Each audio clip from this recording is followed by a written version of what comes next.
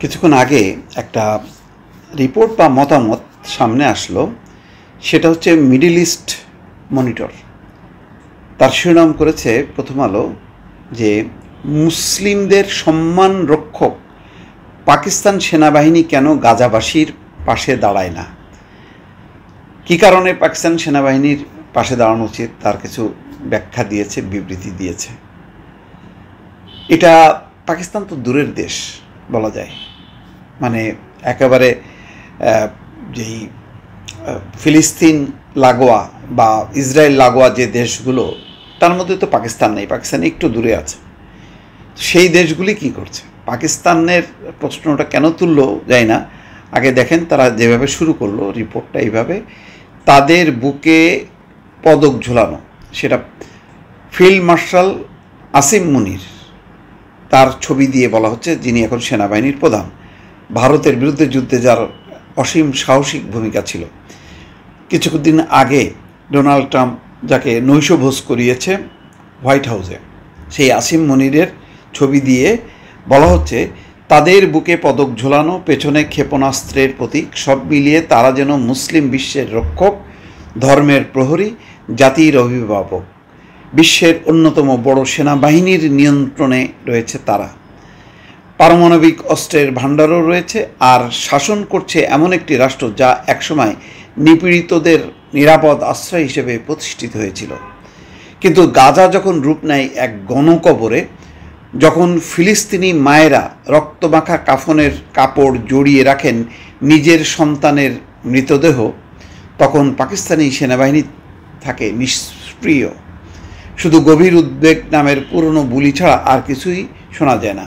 অর্থাৎ নিষ্ক্রিয়ভাবে থাকে বা তাকিয়ে থাকে, গভীর উদ্বেগ প্রকাশ করে মাঝে মধ্যে, কিন্তু কার্যকর কোনো ব্যবস্থা নেয় না। বরং এই সময়ের মধ্যে ডোনাল্ড ট্রাম্পের নৈশভোজে অংশ নেন পাকিস্তানের সেনাবাহিনী, যেইটা দেখে আবার ভারতের পক্ষ থেকে উদ্বেগ প্রকাশ করা হয়। যাই হোক, প্রশ্নের উত্তরটা জটিল নয়, তারা নীতিহীনতায় মোড়া। অর্থাৎ পাকিস্তান সেনাবাহিনী আসলে ক্ষমতালোভী একটা বাহিনী। তারা দেশ শাসন করতে চায়, ভোগ বিলাসে থাকতে চায়। তারা ওই মুসলমানদের পক্ষে যুদ্ধ করতে চায় না, এটা হচ্ছে বাস্তবতা। তাই বলছে যে নীতিহীনতায় মোড়া।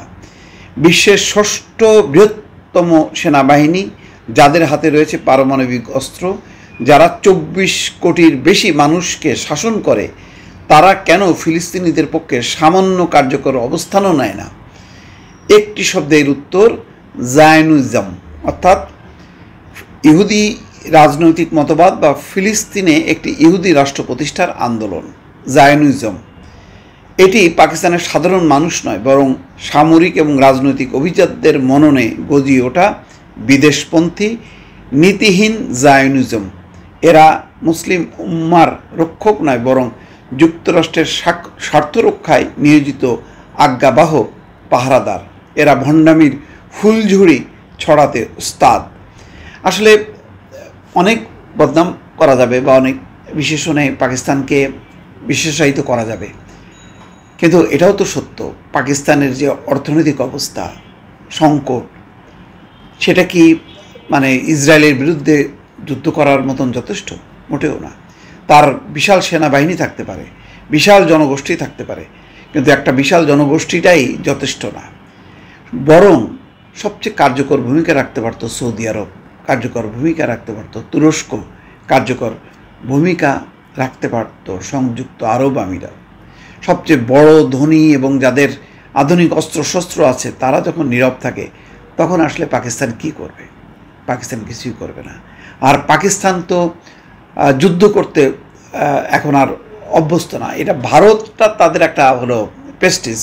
ভারত নিয়ে ভারতেরও যেমন রাজনীতি আছে পাকিস্তানকে ঘিরে, পাকিস্তানেরও রাজনীতি আছে ভারতকে ঘিরে। সুতরাং এখানে মাঝে মধ্যে তারা যুদ্ধ করবে, কিন্তু বড় পরিসরে মুসলমানদের স্বার্থ রক্ষায় পাকিস্তানের সেনাবাহিনী ঝাঁপিয়ে পড়বে, এটা মনে করার কোনো কারণ নেই। দর্শক, ভালো থাকবেন। আল্লাহ হাফিজ।